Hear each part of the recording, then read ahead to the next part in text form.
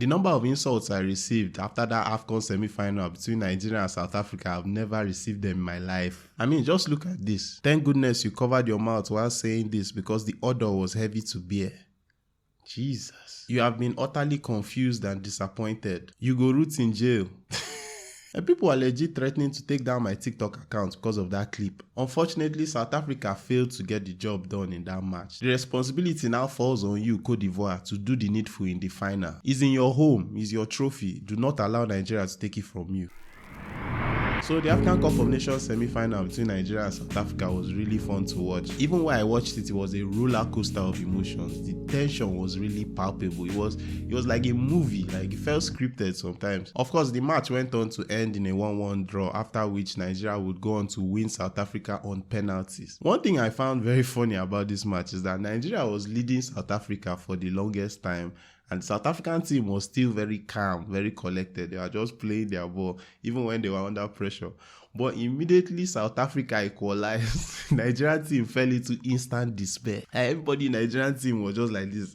For a draw, like the match wasn't over yet. Musa even looked like he wanted to cry at one point. That really is the Nigerian experience right there. Like, as a Nigerian, you're always expecting disaster. But by far the most exciting and the most tense moment of that match was when Nigeria seemingly had scored their second goal, only for the referee to have it reversed, and it turned into a penalty for South Africa. I've never seen such a thing while watching football. That moment was really, really crazy. Victor Osimhen went from celebrating the goal to being like, that moment was so devastating that it actually led to the real life death of about 4 Nigerians. Listen, I just have to say now, if you have like blood pressure issues, make sure you don't watch the final between Nigeria and Cote d'Ivoire, because that's just ridiculous. I cannot imagine somebody dying over a football match. Because one thing I've learned, especially from this experience to the semi-final, is that Nigerians have this kind of spiritual bond with football, and I learned that the hard way. In my last video, I spoke about how Nigeria needed to lose that match because it was distracting from many of the issues that we're facing in Nigeria.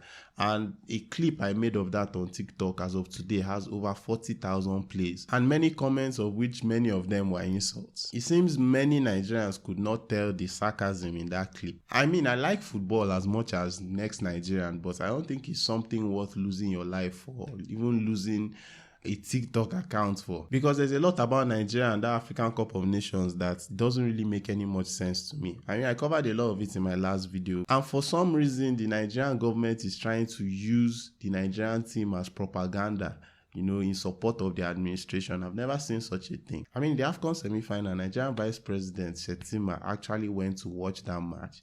And I was like, it's only in Nigeria that such a thing would be seen as normal. As at that time, Nigerian Naira had just gone at 1,500 to $1. There were protests in Kano, like they are protesting in Kano over the price of food. And not just Kano, some other states, they're actually protesting the high cost of living.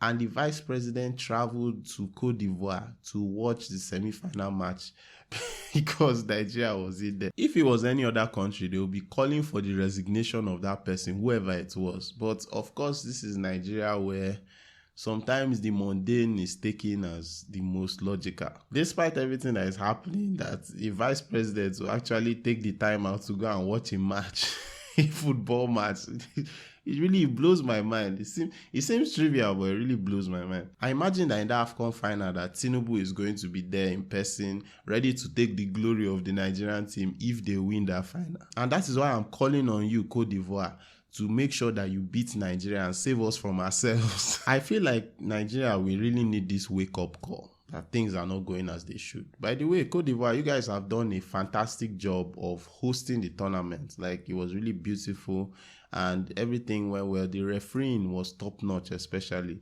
It was a very, very well done job of hosting the tournament. And I think Cote d'Ivoire needs to be rewarded. They should win it. I mean, do it for Drogba at least. I think Cote d'Ivoire winning the tournament would be a fantastic end to the story, especially considering that Nigeria has already beaten Cote d'Ivoire in the group stages. So this revenge mission, I'm counting on you guys to make sure that you upturn the Nigerian team and send us back home to deal with our issues. But from what I've watched, Nigeria seems to be the best team in the tournament, so you have your work cut out for you. Anyway, that's all I have. Enjoy the final match between Nigeria and Ivory Coast. Don't put your heart too much into it, just enjoy it. If you have high blood pressure, don't watch it. Like, honestly, if you know that your emotions, you can't control them, do not watch that game, for God's sakes. We don't need any more people dying because of a football match. Thanks so much for watching this video. Do like and subscribe. My name is Obi King, and I'll see you guys in the next one.